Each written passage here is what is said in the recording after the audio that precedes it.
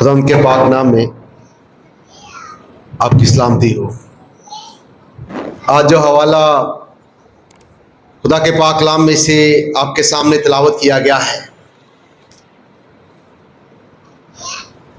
اس میں خداوند یسوع مسیح کے خوبصورت معجزے کو قلم بند کیا گیا ہے، اور اس واقعے کو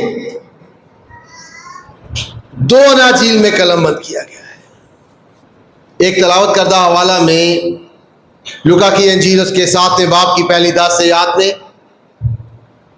اور دوسرا متی کی انجیل اس کے 8ویں باب کی 5ویں آیت سے 13ویں آیت تک۔ اس حوالہ میں، اس معجزے میں ایک خوبصورت اور اہم بات یہ ہے کہ غیر مذہب سے تعلق رکھنے والا شخص ایسا ایمان رکھتا ہے جس سے خداوندوں کا خداوندی تعجب کرتا ہے، حیران ہوتا ہے، کیونکہ اس کا ایمان حیران کن تھا۔ اور ایک ایسا شخص خداوند کو حیران کرتا ہے اپنے ایمان سے، ایک کردار سے جس کا تعلق غیر قوم سے تھا۔ اور خدا کے کلام سے ہمیں یہ پتہ چلتا ہے کہ اناجیل میں صرف 2 بار خداوند یسوع مسیح کے تعجب کرنے کا ذکر ہے۔ ایک اس واقعے میں جہاں رومی صوبے دار کے ایمان سے یا اس کے ایمان کو دیکھ کر خداوند تعجب کرتے ہیں، اور دوسرا مرکز کی انجیل اس کے 6ویں باب کی 6ویں آیت کے مطابق یہودیوں کی بے اعتقادی کے باعث خداوند تعجب کرتے ہیں، حیران ہوتے ہیں۔ اس کے لیے انگریزی زبان کا لفظ امیزڈ استعمال ہوا ہے، جس سے مراد ہے تعجب کرنا یا حیران ہونا۔ 2 بار خداوند کے حیران ہونے کا یا تعجب کرنے کا ذکر موجود ہے، ایک دفعہ بے اعتقادی کے باعث اور ایک دفعہ مضبوط ایمان کے باعث۔ اس کے علاوہ خداوند یسوع مسیح کی زمینی خدمت کے دوران جتنے واقعات درج ہیں، وہاں لوگ اس کی خدمت، اختیار اور قدرت کو دیکھ کر تعجب کرتے ہیں۔ متی کی انجیل اس کے 15ویں باب کی 29 سے 31 آیات کے مطابق خداوند یسوع مسیح نے بہت سے لوگوں کو شفا دی، اور جب لوگوں نے دیکھا کہ گونگے بولتے ہیں، ٹونڈے تندرست ہوتے ہیں، لنگڑے چلتے پھرتے ہیں اور اندھے دیکھتے ہیں، تو تعجب کیا اور اسرائیل کے خدا کی تمجید کی۔ یعنی لوگ اس کے اختیار کو دیکھ کر تعجب کرتے ہیں۔ متی کی انجیل اس کے 8ویں باب کی 24 سے 27 آیات میں خداوند یسوع مسیح ہوا اور پانی کو ڈانٹتے ہیں، اور ایک امن ہو جاتا ہے، وہ طوفان تھم جاتا ہے، اور لوگ یہ دیکھ کر تعجب کرتے ہیں اور کہتے ہیں کہ یہ کیسا آدمی ہے کہ ہوا اور پانی بھی اس کا حکم مانتے ہیں۔ خداوند کے اختیار کو دیکھ کر لوگ تعجب کرتے ہیں۔ لوکا کی انجیل اس کے 20ویں باب کی 25 سے 26 آیات کے مطابق خداوند یسوع مسیح سے سوال کیا گیا اسے پھنسانے کے لیے کہ کسے ٹیکس دینا چاہیے، کسے نہیں دینا چاہیے۔ تو خداوند یسوع مسیح نے کہا جو کیسر کا ہے کیسر کو دو، جو خدا کا ہے اسے ادا کرو۔ تو لوگ اس کے قول کے سبب سے اسے پکڑ نہ سکے، لیکن اس کے جواب کو سن کر تعجب انہوں نے کیا اور چپ رہے۔ کیوں؟ کیونکہ اس کی حکمت، اس کا وزڈم لوگوں کو حیران کرتا ہے. اور خداوند یسوع مسیح کی تعلیم لوگوں کو حیران کرتی تھی. خداوند یسوع مسیح نے پہاڑی وعظ متی کی انجیل اس کے 5ویں باب سے اس کا آغاز ہوتا ہے اور 7ویں باب میں اس کا اختتام ہوتا ہے، جہاں تفصیل سے اس نے تعلیم دی ہے. اور جب وہ اس تعلیم کو ختم کرتا ہے تو متی کی انجیل اس کے 7ویں باب کی 28ویں آیت میں لکھا ہے، لوگ بھیڑ جو ہے اس کی تعلیم کو سن کر حیران ہوئی. لوگ اس کی تعلیم کو سن کر حیران ہوتے تھے، اس کی حکمت کو دیکھ کر حیران ہوتے تھے، اس کے اختیار کو دیکھ کے حیران ہوتے تھے، اس کی قدرت کو دیکھ کے حیران ہوتے تھے، تعجب کرتے تھے. لیکن خداوند ایک صوبے دار کے ایمان پر تعجب کرتے ہیں. تو سوال یہ پیدا ہوتا ہے کہ اس کے ایمان میں، اس کے کردار میں کیا ایسی چیز ہے کہ جو خداوند اس پر حیران ہوتے ہیں، تعجب کرتے ہیں.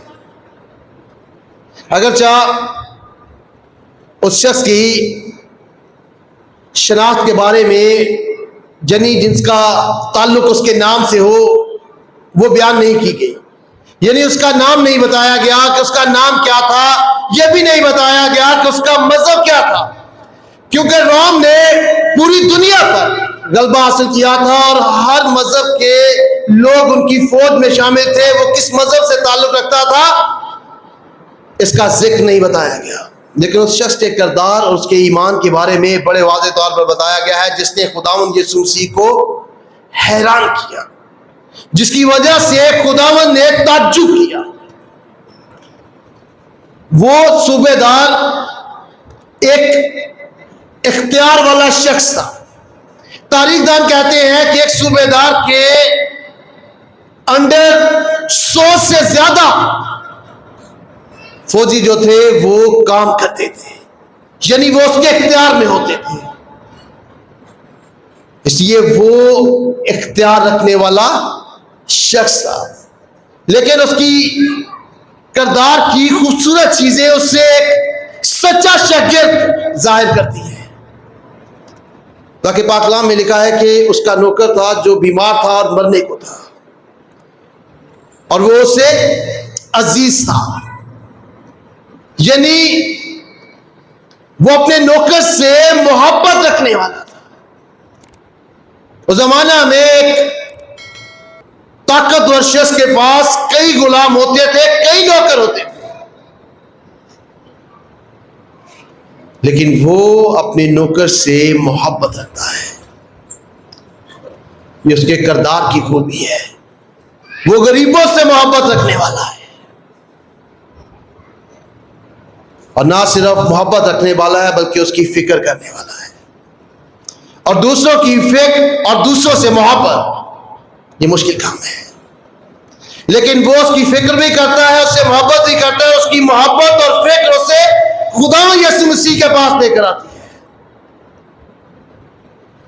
اور وہ شخص جو ہے وہ عام شخصیت تھی، عام شخصیت تھی اور عزت کی نگاہ سے دیکھا جاتا.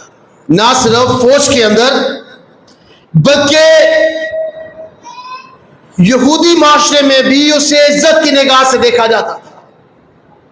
اس لیے وہ خود خداوند کے پاس نہیں آیا، بلکہ تلاوت کردہ حوالہ کے مطابق اس نے یہودی بزرگوں کو، ایلڈرز کو خداوند کے پاس بھیجا کہ وہ اس کے لیے درخواست کریں. اور انہوں نے خداوند سے درخواست کی کہ وہ اس کے گھر جا کر اس کے نوکر کو ٹھیک کرے، اور وجہ بتائی کہ کیوں وہ درخواست کر رہے ہیں.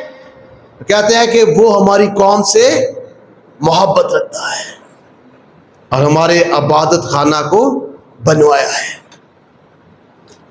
وہ نہ صرف اپنے نوکر سے محبت رکھتا تھا، دوسروں کی فکر کرتا تھا، بلکہ اپنے ارد گرد رہنے والے لوگوں سے بھی محبت رکھتا تھا. اور یہ اس کی خوبی خداوند یسوع مسیح کے اس حکم کی تکمیل اس میں دکھائی دیتی ہے، جہاں یہ حکم ہے کہ تو اپنے پڑوسی سے اپنی مانند محبت رکھنا، اور وہ اپنے ارد گرد رہنے والے لوگوں سے اپنی مانند محبت رکھتا ہے. جس کی گواہی جو ہے وہ یہودی رہنما دیتے ہیں، اور وہ کہتے ہیں کہ وہ ہماری قوم سے محبت رکھتا ہے، ہمارا عبادت خانہ اس نے بنوایا ہے. عبادت خانہ بنوانا اس بات کو ظاہر کرتا ہے کہ وہ زندہ خدا کو مانتا ہے, وہ زندہ خدا کا خوف رکھتا ہے, اور وہ خدا کا خوف رکھنے والا شخص تھا, وہ رحم کرنے والا شخص تھا. اور اس کے کردار کی سب سے بڑی خوبی یہ ہے کہ وہ حلیم اور فروتن, جس کے اختیار میں 100 سپاہی ہو, جس کے پاس پیسہ ہو کہ وہ دوسری قوم کے عبادت خانہ تعمیر کروائے, جس کے دوسرے مذہب کے لوگ عزت کرتے ہو,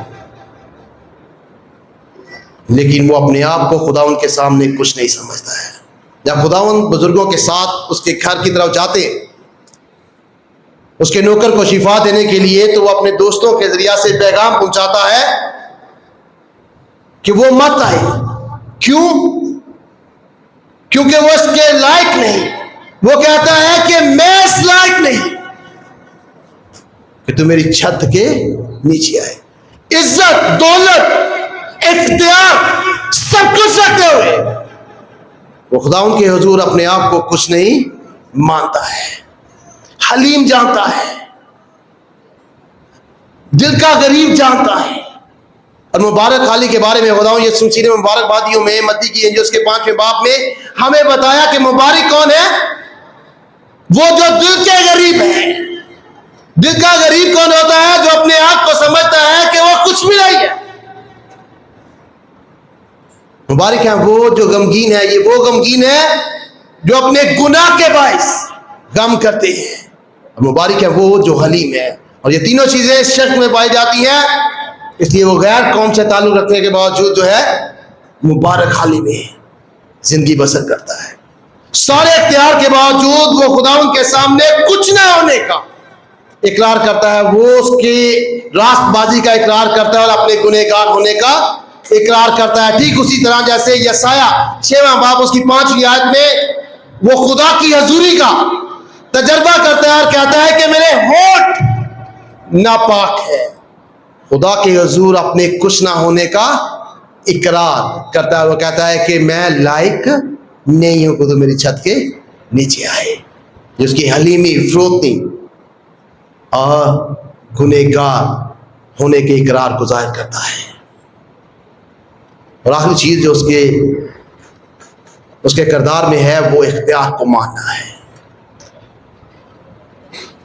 وہ خداوند یسوع مسیح سے کہتا ہے کہ تو زبان سے ہی کہہ دے تو میرا نوکر شفا پائے گا, کیونکہ میرے متحد بہت سے لوگ ہیں, میں انہیں جو کہتا ہوں وہ کرتا ہے, اور میں کسی کے اختیار میں ہوں. کیونکہ وہ اختیار میں تھا اور اس کے اختیار میں لوگ تھے, اس لیے وہ اختیار کو جانتا تھا.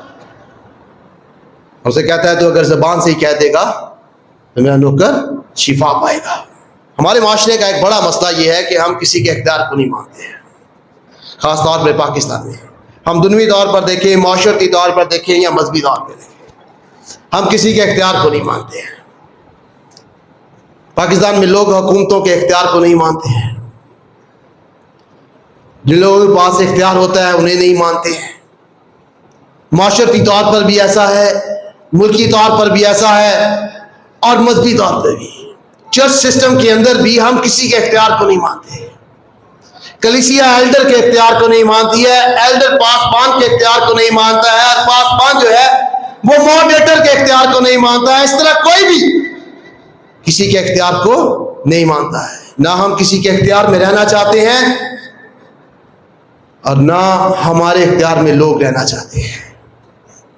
اس لیے ہم یسوع کے اختیار کو کلی طور پر نہیں سمجھ پاتے. لیکن وہ شخص خود بھی کسی کے اختیار میں تھا اور اس کے اختیار میں بھی لوگ تھے. اس لیے وہ کہتا ہے کہ تو زبان سے کہہ دے گا تو میرا نوکر شفا پائے گا. اور اسی گھڑی جو ہے اس شخص سے شفا پائی. لیکن خداوند یسوع مسیح نے اس کے اس کردار کو دیکھ کر, اس ایمان کو دیکھ کر تعجب کیا, کیونکہ جو اس کے ساتھ یہودی تھے ان میں نہ تو یہ کردار تھا نہ یہ تعلیم تھی. حالانکہ انہیں تعلیم دی جاتی تھی عبادت خانوں سے. جو ایک شاگرد کے اندر ہونا چاہیے وہ صوبے دار کے اندر تھا. इसलिए खुदावंद यीशु मसीह उसके ईमान को देखकर, उसकी जिंदगी को देखकर ताज्जुब करते हैं। और जो लोग उसके साथ थे उन्हें कहता है कि मैं तुमसे कहता हूं कि मैंने इस्राएल में भी ऐसा ईमान नहीं पाया, क्योंकि उसका ईमान बहुत बड़ा था, उसका किरदार बहुत बड़ा था। एक सच्चे शागिर्द की सारी बातें उसमें मौजूद थी। वो मोहब्बत करने वाला था दूसरों से, वो रहम करने वाला था, वो दूसरों की फिक्र करने वाला था, वो दूसरों से मोहब्बत रखने वाला था, वो दूसरों की इबादत की इज्जत करने वाला था, उसकी तामीर करने वाला था, वो खुदा के खौफ रखने वाला था, वो खुदा के हुजूर अपने आप को कुछ नहीं समझता है, वो अपने आप को हलीम मानता है, वो खुदा के इख्तियार को मानता है। और ये सारी चीजें उसके ईमान की मजबूती को जाहिर करती हैं, और फिर खुदा की कुदरत उसके घर में काम करती है। अगर आप चाहते हैं कि खुदा की कुदरत आपके घराने में काम करे, तो फिर हमें खुदावंद की तालीमात पर भी अमली तौर पर अमल करना चाहिए, ताकि हम उसके हकीकी शागिर्द ठहरे। और हमें वो ईमानदार बनना चाहिए जिनके ईमान और किरदार से खुदावंद ताज्जुब करे, ना कि उनकी बेतकादी के बायस वो ताज्जुब करे। इसलिए खुदावंद मुझे और आपको बेहतर और लायक तौर पर खुदावंद के अहकाम पर चलने, उस पर मुकम्मल एतकाद रखने और उसके हकीकी शागिर्द बनने की तौफीक दे, और इस पाक कलाम के वसीला से बरकत दे। Thanks for watching. To watch more, subscribe, like and comment. Don't forget to Guardians of Faith PCP Gacker. Follow now.